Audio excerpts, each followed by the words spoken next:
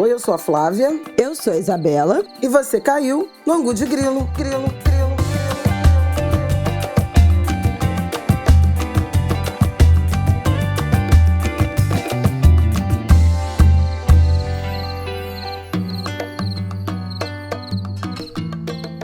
Olá, Angulers!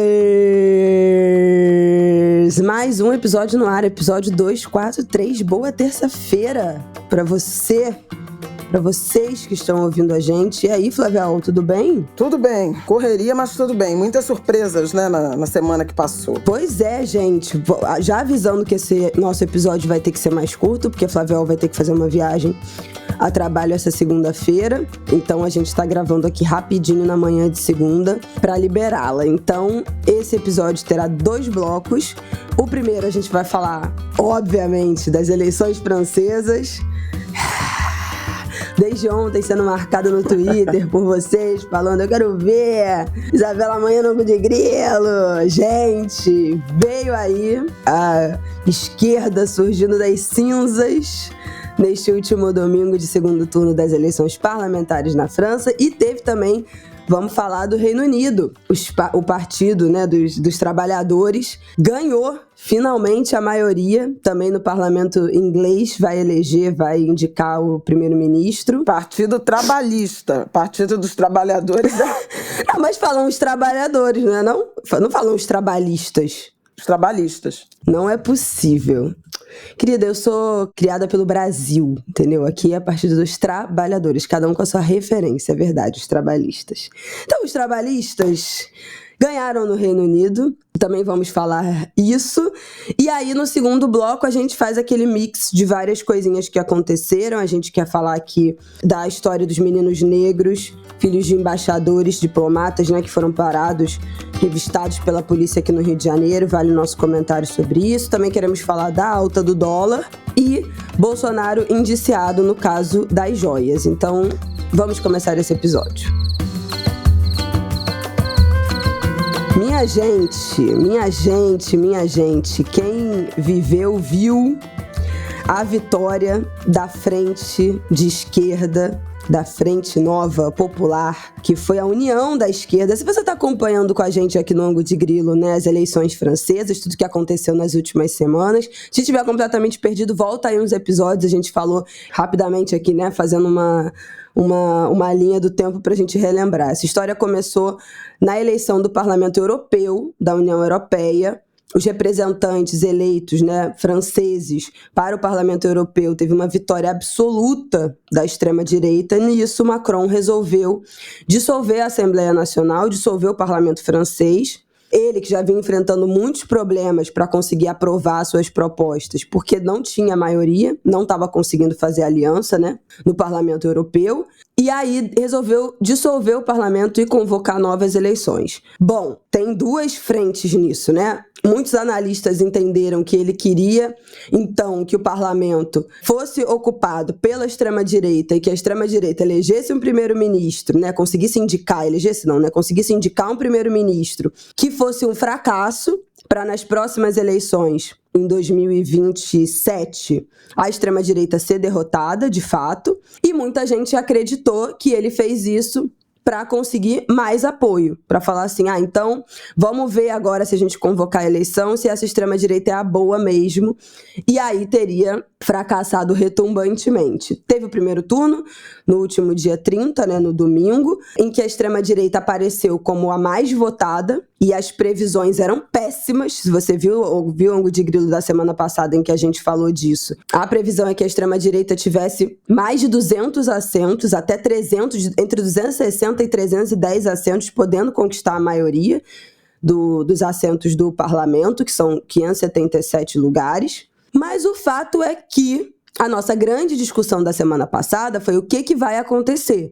Porque cada assento do parlamento representa um distrito eleitoral e em muitos desses distritos estava muito equilibrado entre 3 ou 4 candidatos para esse segundo turno. Um candidato da frente de esquerda, um candidato da coligação do Macron e um candidato da extrema-direita. Então a grande discussão no início da semana passada foi: o candidato de esquerda ou o candidato do Macron vão abrir mão, um deles vai abrir mão, para concentrar os votos em um candidato só e aí derrotar a extrema-direita, em quais distritos que esse movimento vai acontecer e quem é que vai ceder, no fim das contas. Porque naquele primeiro turno, se a gente for olhar, né, a porcentagem de voto, a extrema-direita ficou em primeiro, a esquerda em segundo e o Macron em terceiro. Então, ficou um cabo de guerra ali, né, da esquerda pressionando o Macron falando que não ia ceder simples assim, que era para focar os votos contra a extrema-direita. E aí a grande conversa na semana passada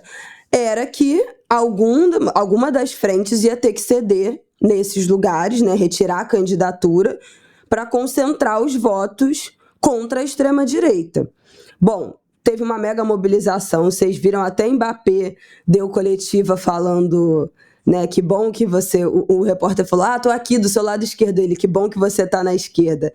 Que seria péssimo que você estivesse no outro lugar, na extrema-direita, né? Uma coisa assim.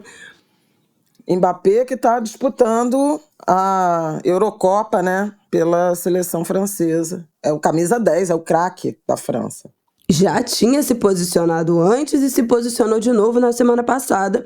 E aí a gente tinha falado isso, que as projeções eram de uma vitória, talvez de maioria dos assentos da extrema-direita, e foi, assim, um fracasso retumbante. Eu acho importante... Mais ou menos. Deixa eu falar qual foi a composição no final das contas. Calma. Tô calma. Foi um fracasso dentro do que era a projeção. Mas a extrema-direita foi a que mais conquistou votos e lugares nessa eleição. Mas antes de falar isso, então vamos aos números aqui da divisão das cadeiras. A coligação de esquerda ficou com 182 assentos, ganhou 33 em relação ao que tinha anteriormente, que era 149.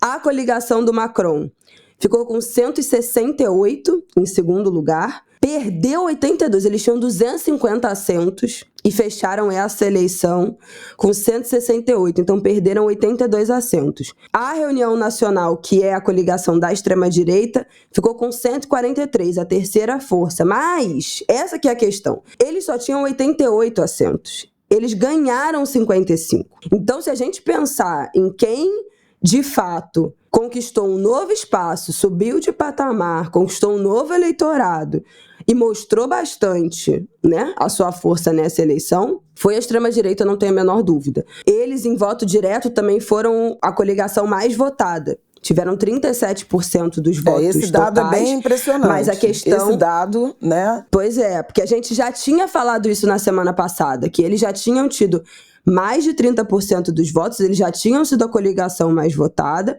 foram de novo, só que a diferença é que a esquerda ficou com 20 e poucos, o centro, né, essa coligação do Macron com 20 e poucos, e aí, dentro dos distritos, eles conseguiram mais para um, mais para outro, né, com essa retirada ali, renúncia de candidatos e tal, mas teve alguns distritos em que a extrema-direita ganhou, porque dividiu o voto entre o centro e a esquerda. Tem um até que viralizou um post que a extrema-direita ganhou de 500 votos em relação à esquerda, ficou 21 mil, 20.500 e o candidato de centro da legenda do Macron, 14 mil votos. Então, assim, se ele tivesse retirado a candidatura, obviamente a esquerda teria ganhado, né?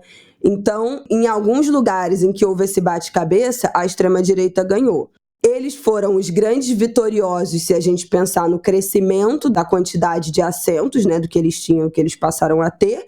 Mas se a gente pensar qual era a previsão de domingo passado, que era, eventualmente, eles terem até 310 assentos, formarem a maioria e eles terem acabado em terceiro lugar, né, saíram dos primeiros mais votados com a maior previsão de assentos e terminarem em terceiro lugar com 140 assentos, eu acho que tivemos uma virada histórica. Parece que desde 1968 não tem uma virada em relação à projeção, né, uma virada desse jeito em relação à projeção no primeiro turno para o segundo. Foi o maior comparecimento. Em segundo turno, 67% dos eleitores compareceram para votar, um comparecimento também histórico, então uma mobilização. E aí eu acho que vale entender muito na direção de frear a extrema-direita, né? Ou então dos extremistas de apoiar a extrema-direita, né? O que mobiliza é saída às urnas, esse sair de casa para votar, a gente fala muito disso aqui no Ângulo de Grilo, mas de fato foi assim, surpreendente. Ninguém esperava, dada a visão que se tinha na semana passada do que poderia acontecer. Bom, de qualquer jeito, quem saiu perdedor foi o Macron, que não só não conseguiu a maioria, não só não é o maior número de assentos, mas perdeu mais de 80 lugares. Então, se estava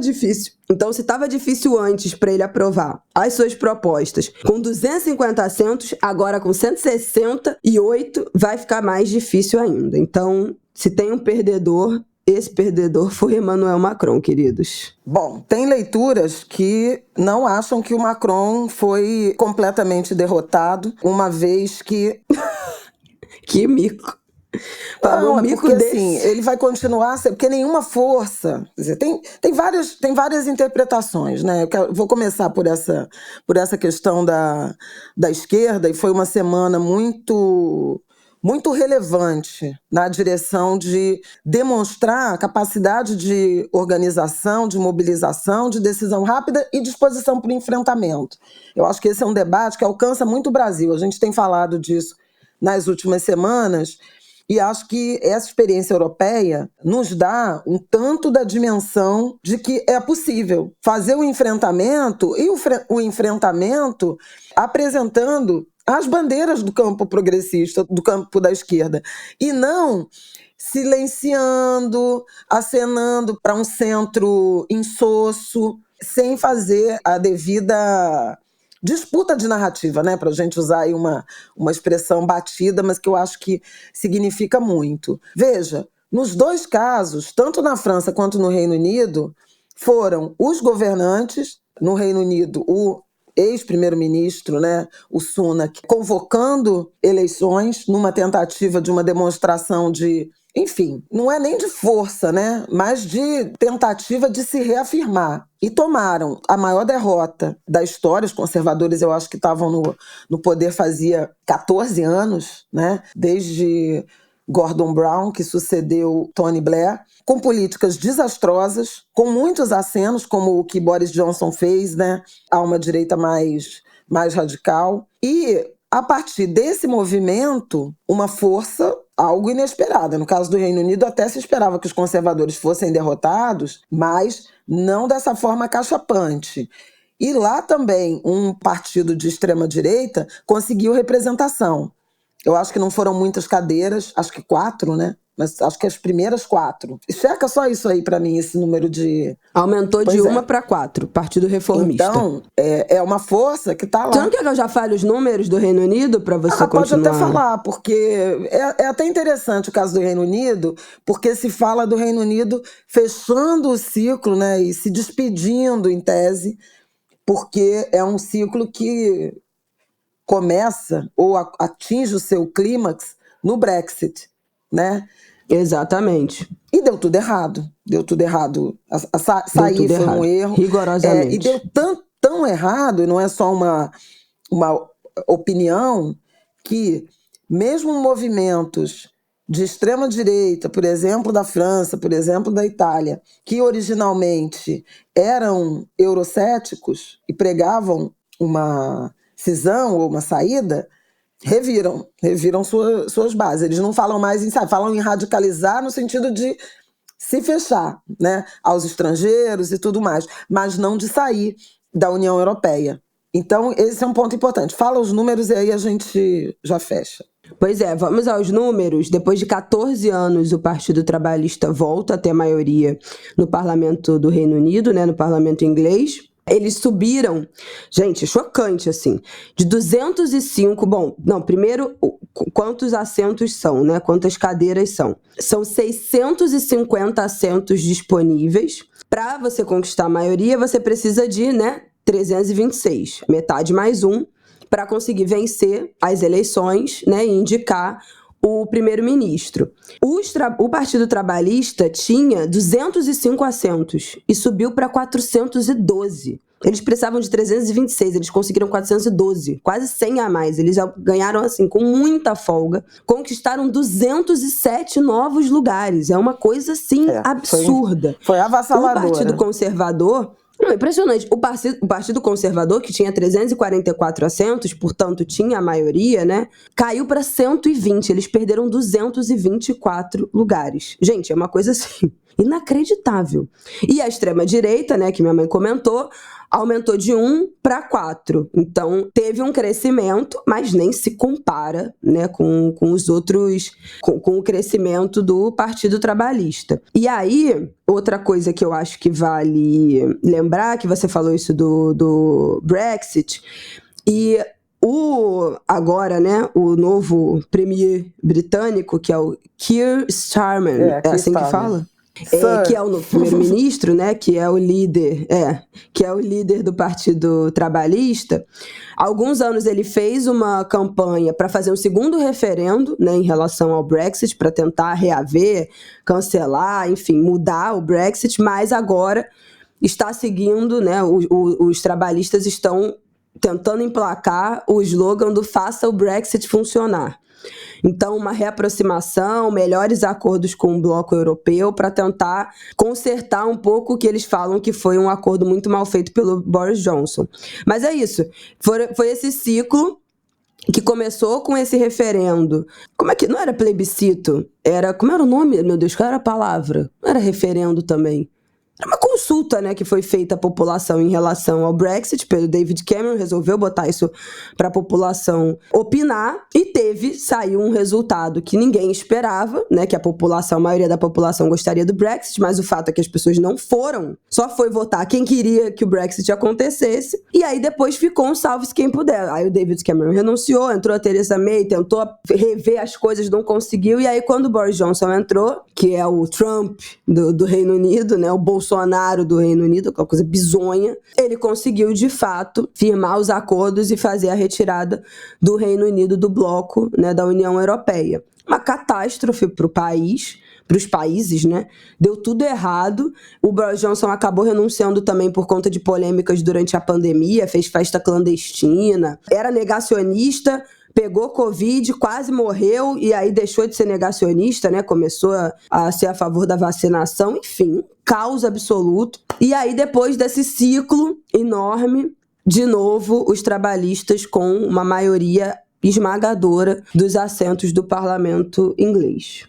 Foi referendo, sim. Eu estava dando uma olhada. O termo é referendo. Isso, não estava me lembrando a palavra. Não, você até falou a palavra, mas achou que não era. Eu falei? É referendo, sim.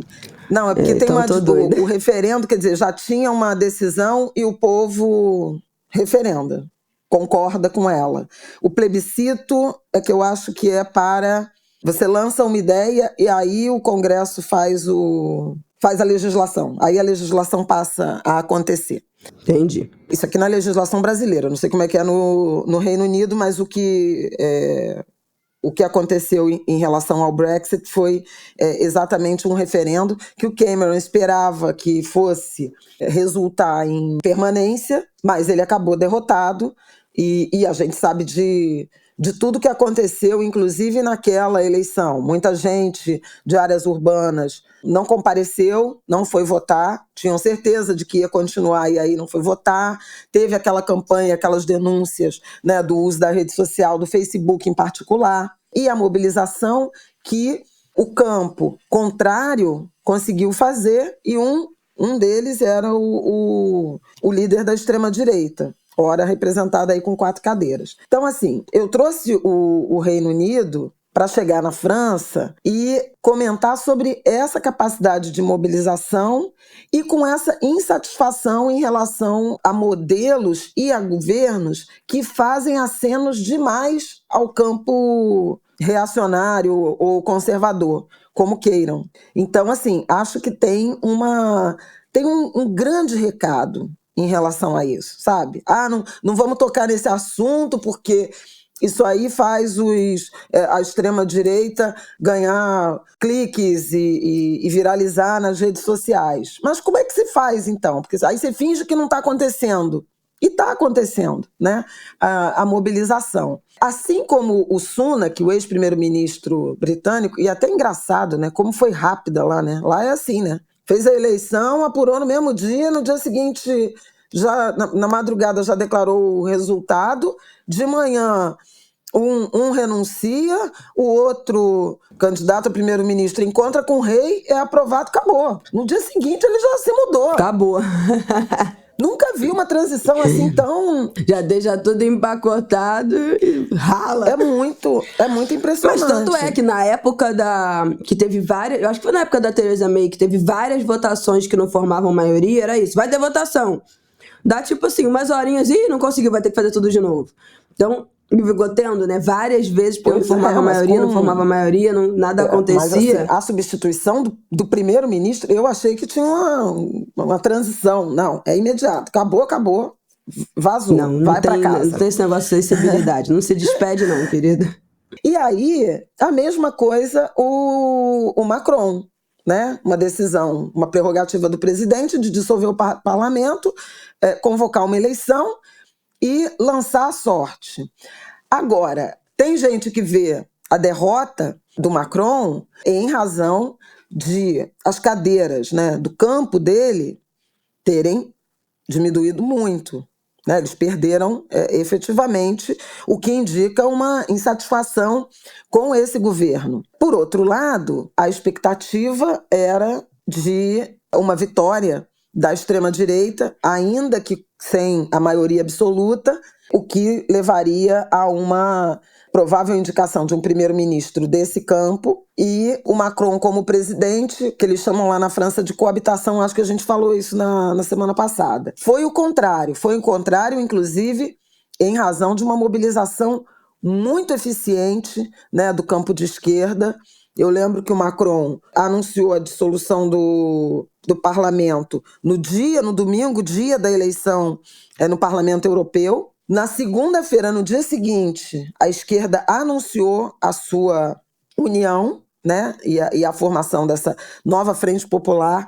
O Macron, dizem, não contava com isso, contava com uma esquerda fragmentada e uma ala moderada da esquerda se aproximando dele para o enfrentamento à extrema-direita. Não foi o que aconteceu. Então, a esquerda se mobilizou. O primeiro turno indicou extrema-direita na frente, esquerda em segundo e o campo do Macron, né, o macronismo, digamos assim, em terceiro, então como terceira força política. E também, nesse intervalo de uma semana, foi realizado o mais ousado, bem-sucedido e surpreendente movimento de estratégia eleitoral pelas características do regime francês. Porque, e aí estão circulando, eu até botei, não sei se dá para a gente colocar na sinopse, estão circulando alguns gráficos, né, alguns mapas.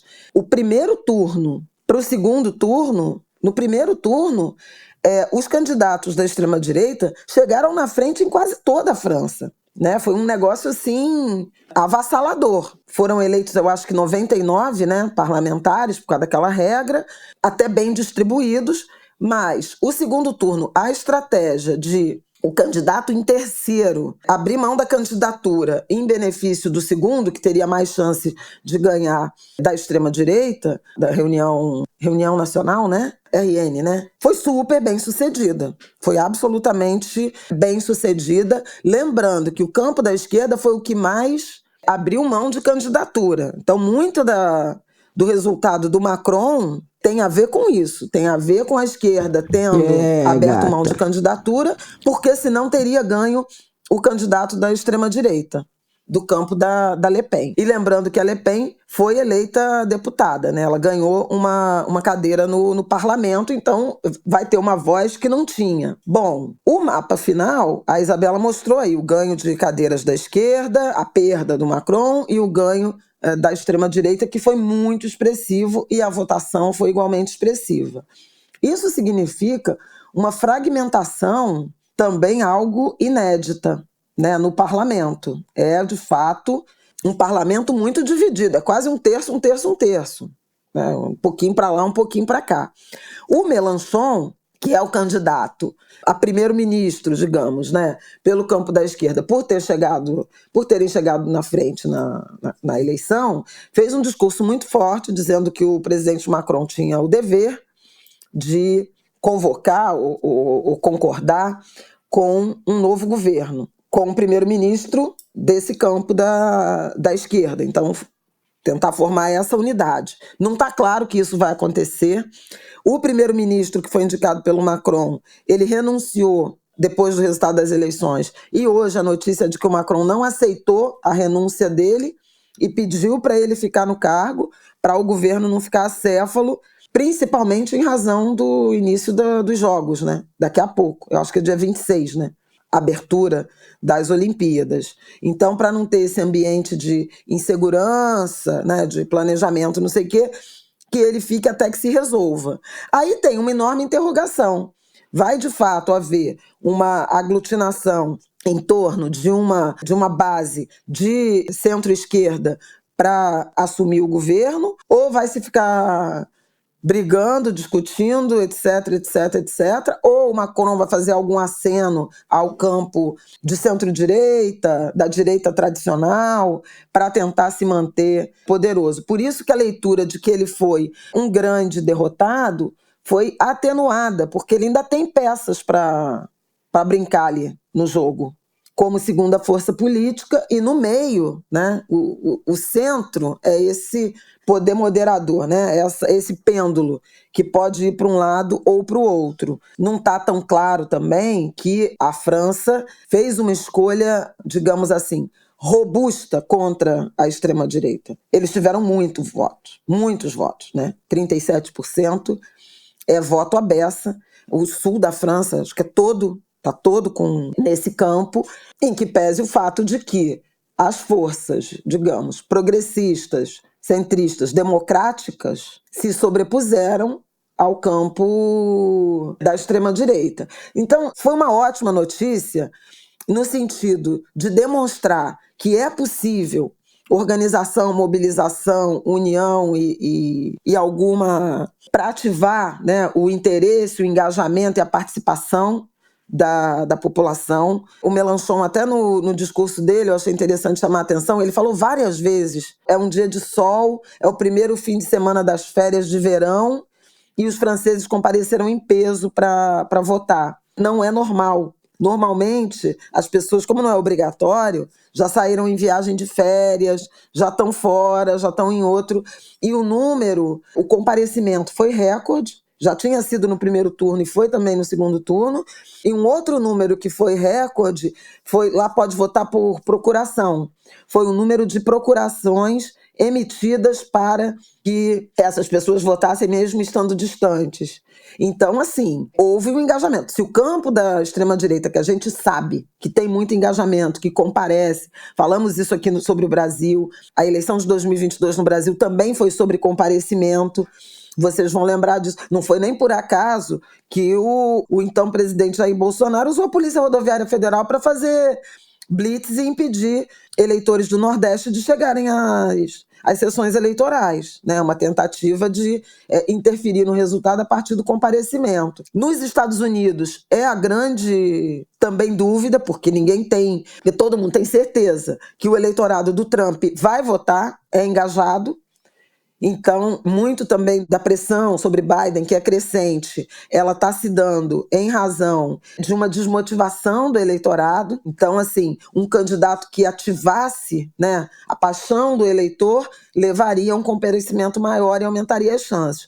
Eu acho que o que a França nos ensinou foi exatamente essa capacidade de articulação, de união das esquerdas, de diálogo e de decisões rápidas na direção da defesa dos valores democráticos, da república, como eles dizem.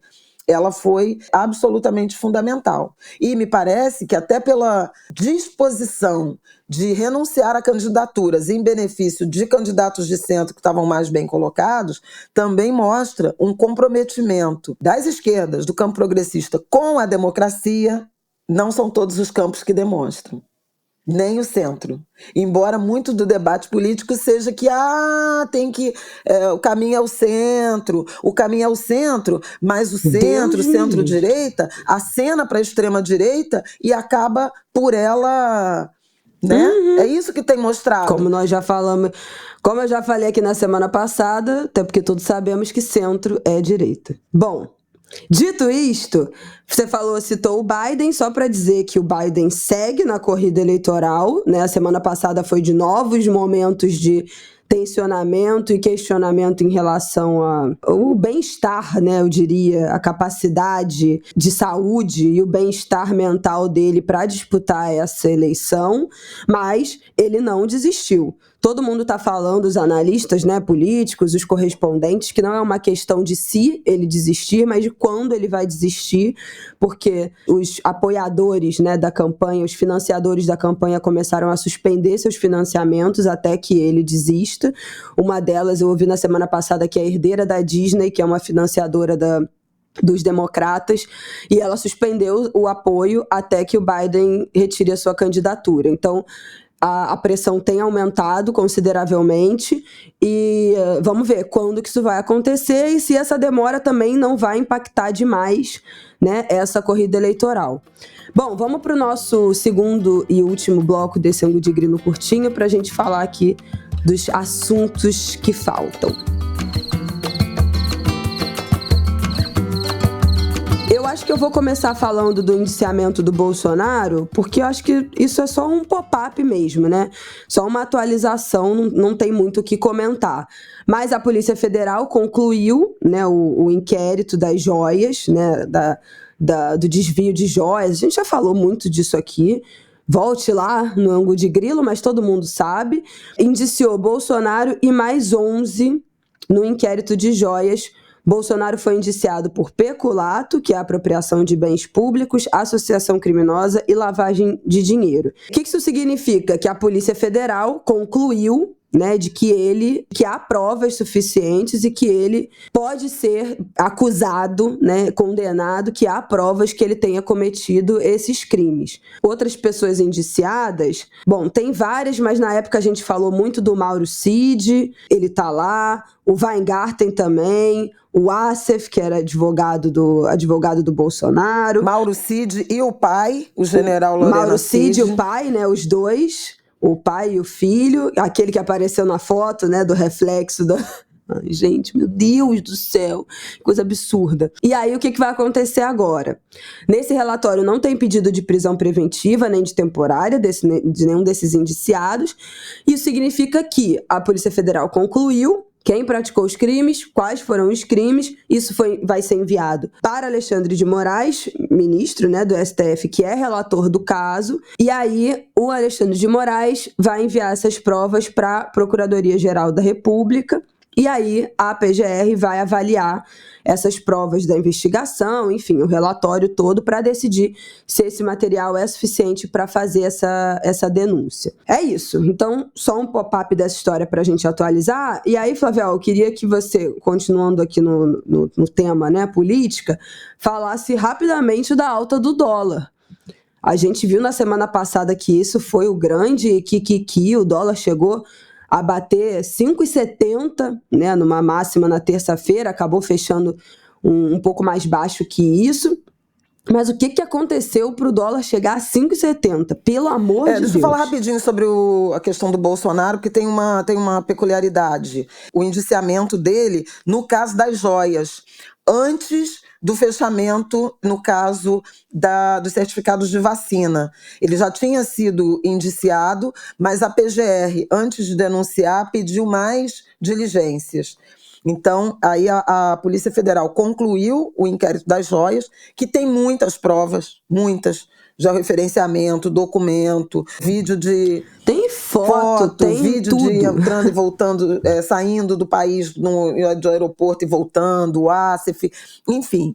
E aí agora vai para Alexandre de Moraes encaminha para a PGR decide se pede mais diligências, se denuncia ou se arquiva, e a partir daí, vida que segue. Ao mesmo tempo, segue no campo da extrema-direita bolsonarista as ações de engajamento da base, pedindo anistia para os golpistas de 8 de janeiro e anistia para o próprio Bolsonaro. E aí tem uma questão, porque a anistia do 8 de janeiro envolve aquela trama golpista e o golpe tentado. Agora, peculato, que é o de bens públicos em proveito próprio, associação criminosa e lavagem de dinheiro, que são os crimes que estão relacionados, por exemplo, ao inquérito das joias, não tem nada a ver com golpe tentado, abolição do Estado Democrático de Direito ou crime de golpe de Estado. Então tem aí uma questão e acho que vale acompanhar essas estratégias e essas tensões. Sobre o dólar, ele deu uma recuada a partir de uma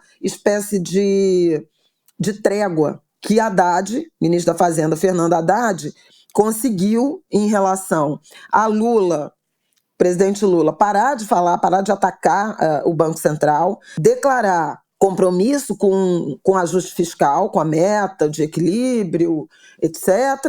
E com, a meu ver também, as férias de Roberto Campos Neto. Ele entrou de férias no dia 28, Galípolo é que assumiu interinamente a presidência do Banco Central, e assim o Roberto Campos Neto também parou de falar, parou de estressar de um lado, porque eu não acho que é só o Lula, eu acho que tem os dois lados da queda de braço, do cabo de guerra. Eu sou bastante crítica a Roberto Campos Neto, da forma como ele se posiciona politicamente, demonstra isso sem nenhum pudor num cargo que devia ser técnico e opina sobre questões que não dizem respeito ao presidente do Banco Central. Além disso, não acho que ele fez uma boa gestão, ao contrário do que muita gente pensa. Eu acho que ele errou quando manteve a taxa de juros em 2% ao ano, por muito tempo, lá nos primeiros anos de pandemia. Acho que ele errou quando manteve em 13,75% ao ano, por muito tempo também, mais tempo do que a economia aguentava, e acho que errou agora recentemente quando não fez nenhuma intervenção no câmbio, deixou o mercado testar novos patamares para o dólar. O dólar que chegou a 5,70, na semana passada. Na terça-feira, uma coisa surreal. Está agora na faixa de 5,49, tem um movimento de valorização grande do dólar no mercado internacional, muitas moedas perdendo valor em relação ao dólar. A principal delas era o real, mas também tem o iene, mas o real consegue estar mais desvalorizado em relação ao dólar que o peso argentino. Tem um exagero, Não, calma.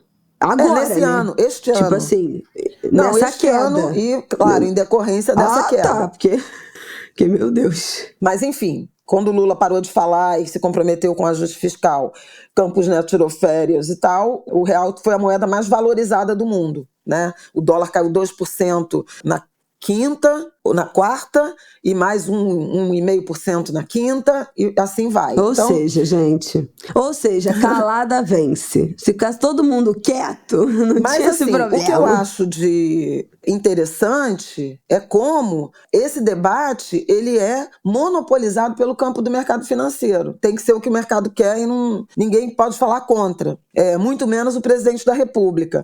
Mas outros agentes que são igualmente críticos, por exemplo, ao nível da taxa de juros, têm falado sem grande repercussão. O setor produtivo, quando o Copom decidiu manter em 10,5% a taxa, soltou nota, dizendo que é inviável, que isso encarece o custo do dinheiro, que isso atrapalha a geração de emprego e tal. O debate está muito empobrecido.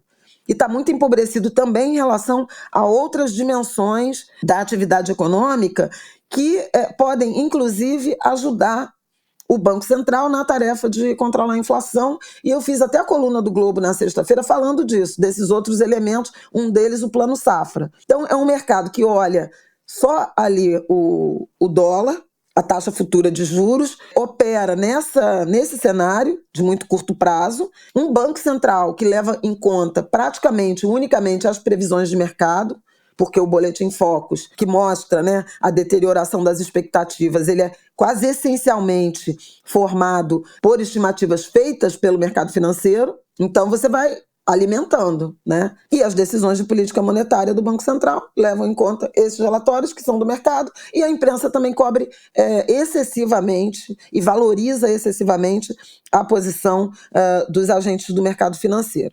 Então, assim, em o Lula... Gente, eu não entendo nada disso. Olha a mente de titânio, né? Como ela é inteligente, Angulers.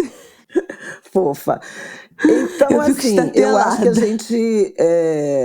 enfim, vai observar aí uma calmaria. O Roberto Campos Neto volta de férias dia 19 de julho. Dia 30 e 31 tem reunião do Copom. Gente, já é a Olimpíada, tem reunião do Copom. Tem reunião do Comitê de Política Monetária. Vai ver o Brasil nas Olimpíadas. Meu Deus, o povo que adora se reunir. Isso é importante porque se essa pressão no dólar continuar, ela vai deteriorando as projeções de inflação, porque muitos dos produtos, insumos, né, da economia brasileira são cotados em dólar. Então, você acaba tendo uma contaminação da inflação, e isso pode, inclusive, levar a uma necessidade, né, no livro-texto, de aumento da taxa de juros, o que seria uma tragédia, né, para uma economia que começa a sentir os efeitos dessa alta de juros, desse patamar alto de juros, porque o Banco Central assim decidiu.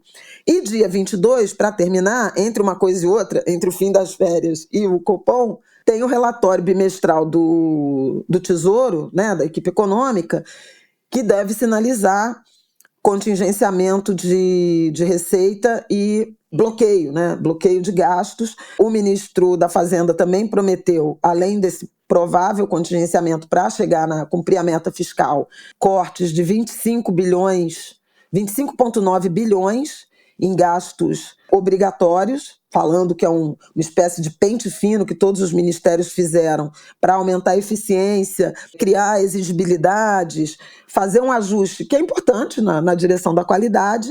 Então a gente vai ver se isso, em alguma medida, tem um efeito mais concreto e positivo em relação aos indicadores do mercado financeiro, sobretudo o dólar, porque ele pesa muito na inflação. Então a gente está naquele período assim, está tudo congelado, ninguém fala nada, o governo está preparando, a equipe econômica, preparando essas medidas fiscais na direção do cumprimento da meta. O Lula falou disso, que ele tem responsabilidade fiscal, que ele aprendeu com a mãe dele a administrar o orçamento doméstico. Enfim, que não tem nada a ver. As pessoas gostam, inclusive vários colegas, vários jornalistas gostam de comparar orçamento público com o orçamento doméstico. E isso não tem para mim não faz o menor sentido. É que nem a casa da gente, a gente não pode gastar mais do que ganha. Pode e gasta, senão o brasileiro não estava tão endividado. Por quê? Porque ganha pouco, porque as despesas aumentam, porque você tem que escolher entre dar comida para o teu filho ou remédio para o teu parente doente e pagar os juros do cartão de crédito. Então, assim, sabe, é de um reducionismo. O governo imprime moeda, tem condição de se endividar, tem obrigações, não tem nada a ver com casa, com o orçamento da casa, entendeu? Não tem nada a ver, tem nada a ver. Sabe? As pessoas que acham que isso tem a ver... Não, mas eu fico indignada, porque as pessoas que acham que isso tem a ver é a gente que acha assim, então tira um salário mínimo do BPC e dá R$400 para os velhos em situação de extrema pobreza passarem um mês, porque a conta não cabe, tem que fechar, sabe? Pô, isso é uma loucura, irmão. Que isso? As pessoas têm essa coragem de dizer, não, tá gastando demais no social, não pode aumentar o salário mínimo. Ninguém faz uma diabo de uma conta para dizer o quanto o salário mínimo com ganho real tem ativado a economia. Por que o país também está crescendo em razão do consumo das famílias, né, do setor de serviços? Porque houve um ganho de renda. A massa de rendimentos está no maior patamar da história, desde 2012, a série histórica da PNAD contínua. Então, assim, é basicamente isso que eu queria dizer. Basicamente isso. Ela tinha que fazer um podcast só de economia, gente, porque ela se empolga. De fato, é um debate mais empobrecido. Mas, enfim, então é isso que eu queria dizer. A gente tem que acompanhar, então. Vamos acompanhar esse período aí de silêncio, de resguardo, de recolhimento desse povo. Vamos acompanhar o que vai acontecer com esses indicadores macroeconômicos. E essa semana deve ter o desfecho do projeto da votação na Câmara da regulamentação da reforma tributária. Semana que vem a gente vai falar sobre como é que ficou esse projeto final e a expectativa para a votação no Senado. É isso.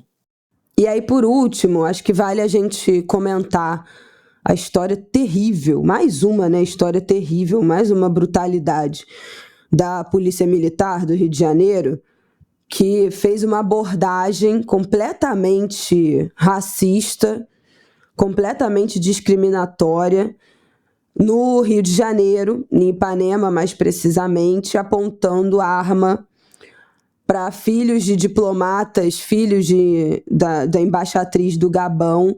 Uma história absurda, porque assim, é essencialmente racismo, né? Nessa história dessa abordagem desses 3 adolescentes negros em Ipanema, não tem nada mais que possa ser configurado, nada mais que pode ser justificado para além do mais puro e cristalino racismo. É inacreditável, porque se vocês não viram a história, era um grupo de meninos entre 13 e 14 anos, 3 meninos negros, 2 meninos brancos, 3 meninos negros e 2 meninos brancos. Os 3 meninos negros eram estrangeiros, são estrangeiros. Um deles é filho da embaixatriz do Gabão e os outros 2 são filhos de diplomatas do Canadá e de Burkina Faso. E 2 adolescentes brasileiros. Eles são um grupo de amigos que estavam jogando futebol e voltando para a casa de um deles ali na Prudente de Moraes e Ipanema. Eles são amigos, têm todos a mesma faixa etária, 13, 14 anos, adolescentes. E aí passa um carro da polícia para o grupo de meninos e eles são extremamente truculentos com os meninos negros, né? Fazem que os meninos botem a mão da parede, revista, aponta a arma, no entendimento, por óbvio, né? De que aqueles meninos negros estavam, talvez, assaltando, coagindo, cercando aqueles 2 meninos brancos que não são constrangidos nem revistados.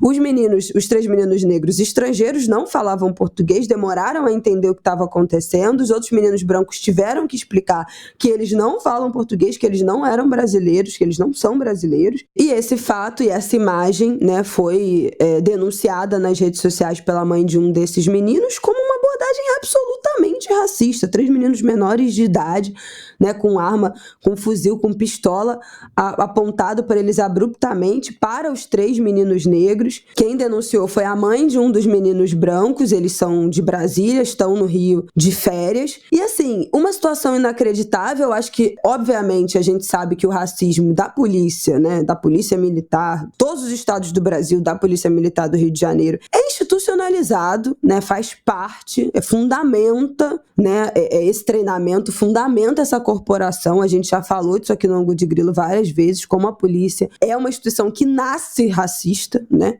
Não há a menor dúvida disso. Óbvio, quando a gente está falando de bairros periféricos, das favelas, das comunidades, dos subúrbios da cidade, a população negra é extremamente violentada, né, abusada física, psicologicamente pela polícia militar. A gente fala muito aqui de operações policiais, né, de toda a rotina de terror que é implantada nesses territórios pela polícia militar. Mas eu acho que, nesse caso, foi muito chocante para algumas pessoas, né, a percepção de que nem a mobilidade social, né, nem que a gente pense de pessoas negras estarem em bairros nobres, estarem entrando em prédios na Prudente de Moraes, em Ipanema, no dos metros quadrados mais caros do Brasil, né, não só do Rio de Janeiro, mas do Brasil. Nem isso livra adolescentes e homens negros de sofrerem racismo. Então, estar num bairro de rico, entrando num prédio de rico, não faz com que esse racismo suma. Você ser estrangeiro, você ser filho da embaixatriz, você ser filho de diplomata, se a gente está falando de território brasileiro, isso não significa rigorosamente nada. Então, assim, é uma cena terrível você ver essa segregação absoluta, né, num grupo de adolescentes, de meninos tão novos. Mais um exemplo de racismo que os nossos meninos negros sofrem, né? Nesse caso meninos estrangeiros, mas que os nossos meninos brasileiros, cariocas, sofrem o tempo inteiro, né? Se a gente estiver pensando, inclusive nessa região da praia, né? O que a gente fala aqui do verão, né? Como as operações de verão, como são violentas contra meninos negros na zona sul do Rio de Janeiro, mas eu acho que é isso, assim, o que se entende como a mobilidade social, a proteção social, de você estar fora da periferia, você estar fora da favela, você estar num bairro de classe alta, altíssima, isso vai te blindar de sofrer violência policial, mesmo sendo negro, isso vai te blindar de sofrer uma abordagem racista, isso vai te poupar um pouco, ainda que um pouco do racismo, não é verdade, né? O racismo está presente em absolutamente todas as classes sociais. Óbvio, né? Que quanto mais blindagem você tenha, mais você consegue um pouco se blindar do racismo, né? Se você está numa periferia, se você é pobre, se você é PCD, né? São outras camadas de racismo, de violências que são sofridas.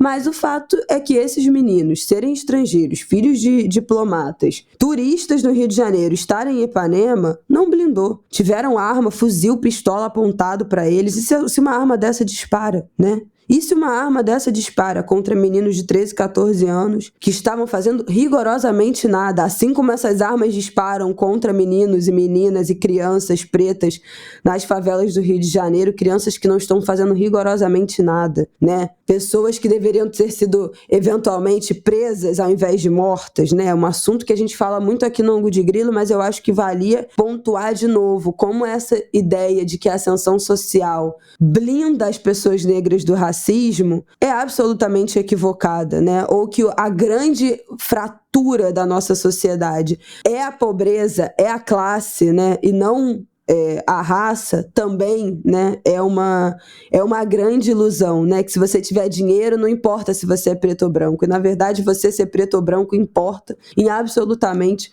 todas as camadas da sociedade em que a gente estiver, é determinante, né, não importa em qual camada, em qual classe social você esteja inserido. Então, assim, um episódio terrível, mais um escândalo. E essa mobilização, né? O Itamaraty pediu desculpa, a Polícia Militar, a Secretaria de Segurança Pública soltou uma nota dizendo que os 2 policiais que fizeram a abordagem são da UPP do Vidigal. Eles vão ser investigados por injúria racial na Delegacia de Apoio ao Turismo quanto à Delegacia de Crimes Raciais e Delitos de Intolerância, né, a DEAT e a DECRAD. O Itamaraty soltou uma nota, o Ministério das Relações Exteriores recebeu os embaixadores do Gabão e de Burkina Faso em Brasília para falar sobre isso, e foi entregue um pedido formal de desculpas pelo lado brasileiro.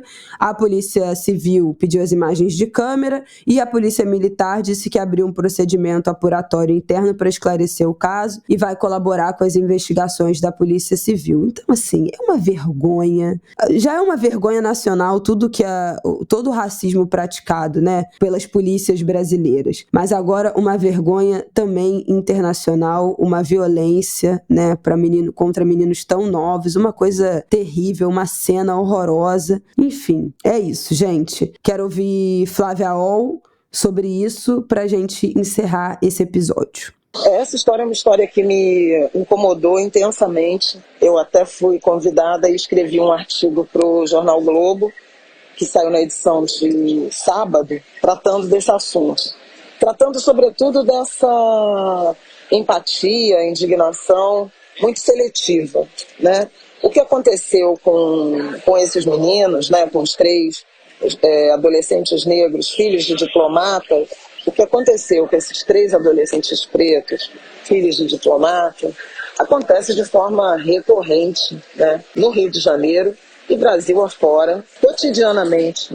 E foi absolutamente naturalizada, é uma violência absolutamente naturalizada que causou espanto dessa vez por questões de classe e nacionalidade, ou só classe, né? Porque inclusive outros pretos estrangeiros são igualmente discriminados. Então fez diferença, sobretudo, a questão de classe, a ponto de o Itamaraty chamar os embaixadores, né, de Burkina Faso e Gâmbia para pedir desculpas, né? E encaminhou um pedido de desculpas também à Embaixada do Canadá. Mas isso é o que a gente vê diariamente. Imagina, até eu terminava o artigo dizendo isso, vai faltar saliva se o governo brasileiro resolver convidar todas as famílias de mães de jovens que sofrem abordagens arbitrárias, indevidas, né, pedir desculpas. Então tem uma questão estrutural que precisava ser enfrentada, mas que não causa indignação da sociedade, como esse episódio específico causou. Agora, sempre bom que cause para a gente debater racismo, né? O Atlas da Violência, recém-divulgado, de vez em quando eu chamo a atenção para esse dado, para essa publicação aqui, é do IPEA, Instituto de Pesquisa Econômica Aplicada, e Fórum Brasileiro de Segurança Pública. Ele calculou em 62 o número de jovens assassinados diariamente no Brasil.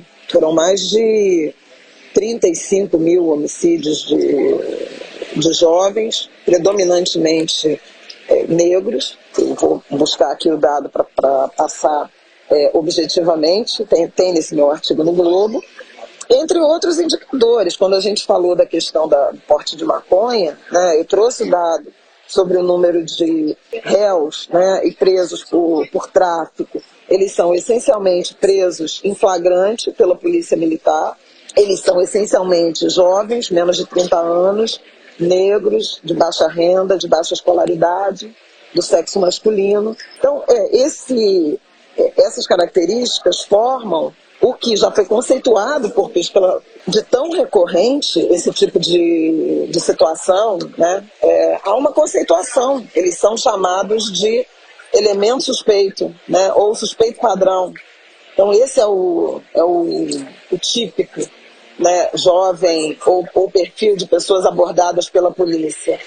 A pesquisa da professora Silvia Ramos e da pesquisadora Leonarda Musi mostrou isso em 2004 e mostrou isso em 2021. Quer dizer, 2 décadas separam uma pesquisa de outra e o perfil do suspeito padrão, do elemento padrão, é o mesmo. Na pesquisa de 2021, das pessoas que se disseram vítima, né, ou alvo de abordagem policial mais de 10 vezes, 94% eram homens, 2/3 negros.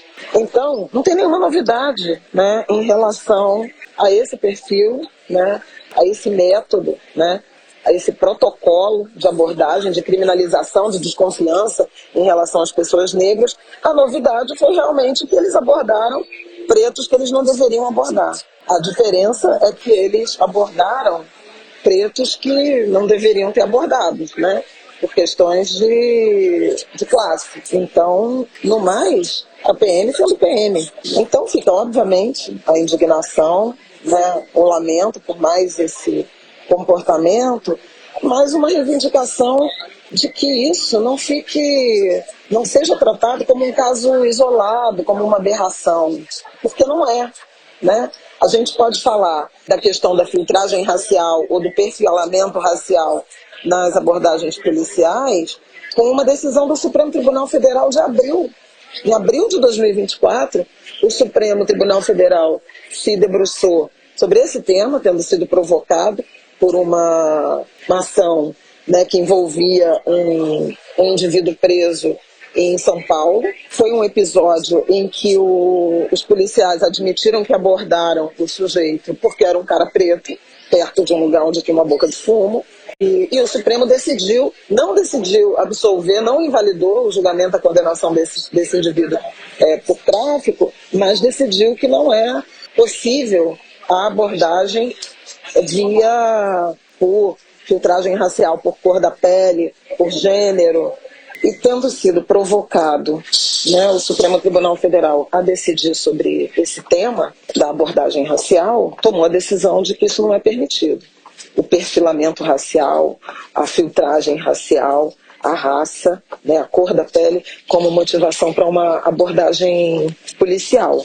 Então veja, a situação é grave no Brasil a ponto de a Suprema Corte ter sido chamada a deliberar sobre esse assunto. Além disso, a gente pode lembrar da Operação Verão, governo do Rio, no ano de 2023, que autorizou, né, agentes da lei, policiais, a prenderem menores sem nenhum flagrante de crime, por eles existirem, estarem querendo ir à praia. Houve uma insurreição da Defensoria Pública, do Ministério Público.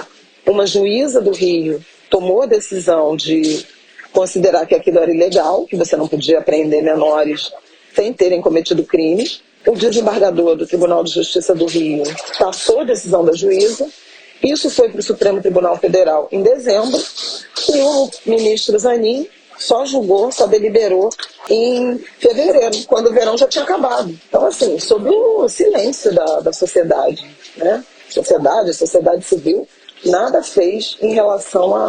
Não teve essa indignação. E isso é um absurdo, é pré-crime. Teve inclusive o Matheus, um atleta do Remo, do Vasco, que foi retirado, também levado para a delegacia, num ônibus na Central do Brasil, por supostamente ter roubado um celular, que ele não tinha roubado. Levaram todos os pretos que estavam dentro daquele ônibus, na direção, acho que ia para o Jacaré, para São Januário, para a Barreira do Vasco. Levaram todo mundo para a delegacia, menor de idade. Então esse abuso, né, ele não só é recorrente, como ele é, em larga medida, autorizado pela sociedade e aplicado pelas instituições. Por isso que a gente fala tanto em racismo institucional, por isso que a gente fala em racismo estrutural, por isso que a gente fala em redesenho muito amplo, transversal das instituições. Foi uma demonstração inequívoca do racismo, né, da filtragem racial nas abordagens policiais, mas que deu ruim porque envolveu pretos ricos, pretos de prestígio, né, de famílias de prestígio. Mas todo dia, em todo canto do Brasil, no Rio de Janeiro em particular, na Zona Sul inclusive, jovens negros são abordados de forma indevida e violentamente. Então é isso, Angulers. Uma boa semana pra vocês. Na terça que vem a gente está de volta. Um beijo. Gente, beijos. Vamos lá. A gente tem que ter a capacidade de mobilização, de indignação. E boa semana. Bora pra cima nesse segundo semestre, que tá começando a se movimentar mais animadamente. Ai, medo. Beijo.